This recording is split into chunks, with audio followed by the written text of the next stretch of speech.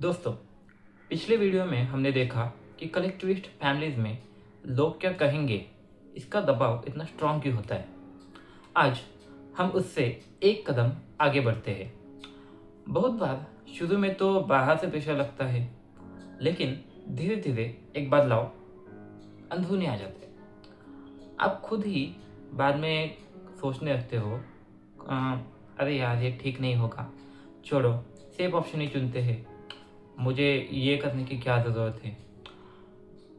और बिना किसी को कुछ कहे आप अपनी असली इंटेलेक्ट को, इंसाइट को, इच्छा को खुद दबाने लगते हो।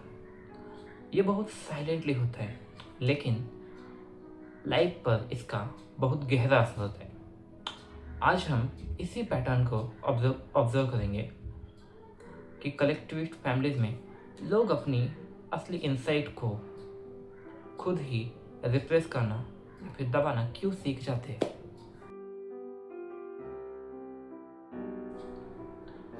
ये प्रोसेस अक्सर बचपन से ही शुरू हो जाता है।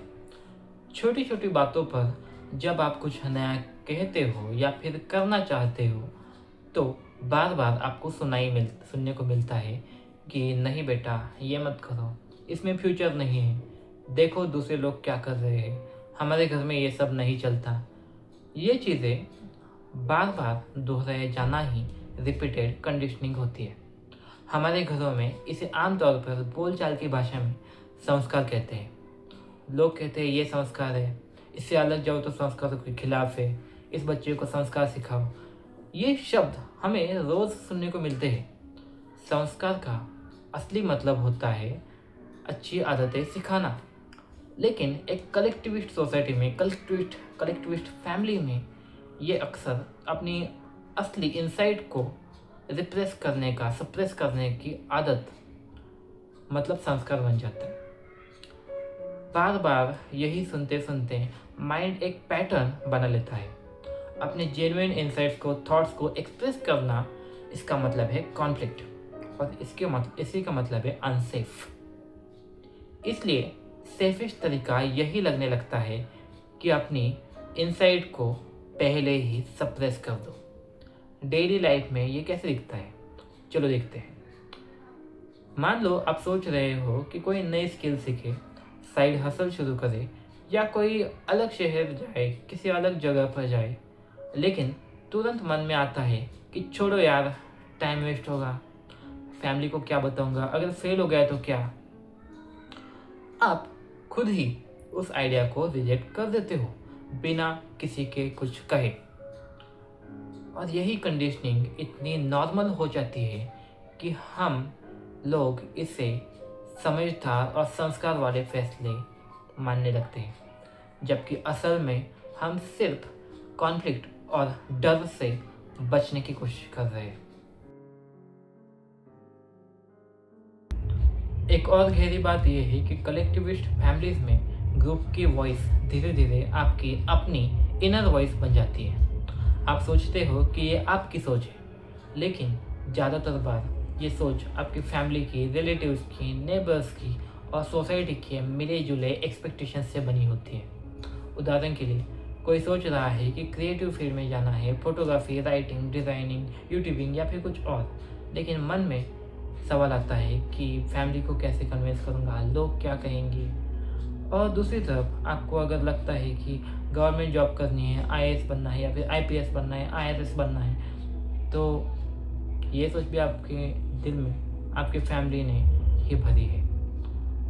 और जब डाउट आता है कि फैमिली को कैसे कन्विंस करूँ अलग बात के लिए, तो ये सवाल अब बाहर से नहीं आ रहा, कोई आपको बाहर से नहीं पूछ रहा, ये आपके अंदर से आ रहा है। आप खुद को समझा रहे हो कि सेफ जॉब ही सही है, सेटल्ड लाइफ ही सही है, रिस्क लेना अभी समय नहीं है। ये इंटरनलाइज्ड कंट्रोल बहुत ट्रिकी होता है, क्योंकि अब बाहर से प्रेशर कम भी हो जाए तब भी आप खुद को सेंसर करने लगते हो। आप अपनी जेन्युइन इनसाइट को, थॉट्स को छोटा कर लेते हो, सपनों को एडजस्ट कर लेते हो और सोचते हो कि ये मेरा अपना फैसला है, ये मेरी अपनी सोच है। जब हम अपनी असली इनसाइट को बार बार सप्रेस करते हैं तो लाइफ में क्या होता है? एनर्जी धीरे धीरे कम होने लगती है। हर दिन रूटीन में लगता है कि कुछ मिसिंग है, लेकिन ठीक से समझ नहीं आता कि क्या मिसिंग है। मोटिवेशन कम होने लगता है, नया कुछ शुरू करने का जोश कम होने लगता है, एक सटल रिसेंटमेंट बनने लगता है। और ये रिसेंटमेंट फैमिली के खिलाफ नहीं होता, सोसाइटी के खिलाफ नहीं होता, ये रिसेंटमेंट होता है आपके खुद के खिलाफ कि मैं इतना कम परफॉर्म क्यों कर पा रहा हूँ, इतने कम रिजल्ट क्यों जनरेट कर पा रहा हूँ, मुझ में एम्बिशन की कमी है क्या? ऐसे सवाल खुद से आप पूछने लगते हो। लॉन्ग टर्म में यह पैटर्न व्यक्ति को इमोशनली फ्लैट या फिर नम बना सकता है। जीवन सुरक्षित लगता है, लेकिन वो एक्साइटमेंट, वो पैशन, वो मैं अपनी लाइफ जी रहा हूँ वाला फील धीरे धीरे खत्म हो जाता है। तो दोस्त, आज हमने ऑब्जर्व किया कि कलेक्टिविस्ट फैमिलीज में लोग क्या कहेंगे, इसका दबाव कैसे धीरे धीरे व्यक्ति की अपनी असली इनसाइट्स को दबाने का, सप्रेस करने का पैटर्न बना देता है। ये सिर्फ एक बाहरी प्रेशर नहीं रह जाता, एक अंदर की आवाज़ बन जाता है। संस्कार के नाम पर हम खुद ही अपनी जेन्युइन थॉट्स को छोटा करते जाते हैं या फिर इनवैलिडेट करते जाते हैं।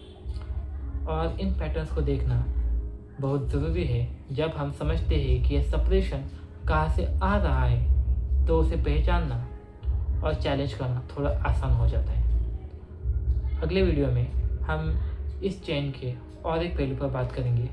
कमेंट में आप अपना एक्सपीरियंस शेयर कर सकते हो। क्या आपको भी कभी लगता है कि आप खुद ही अपने आप को सेंसर करते हो, अपने आइडियाज़ को सेंसर करते हो? और अगर ये ऑब्जर्वेशन आपके लिए मीनिंगफुल रहा तो लाइक करो, सब्सक्राइब करो और बेल आइकन को दबाओ। मिलते हैं अगले वीडियो में। Take care.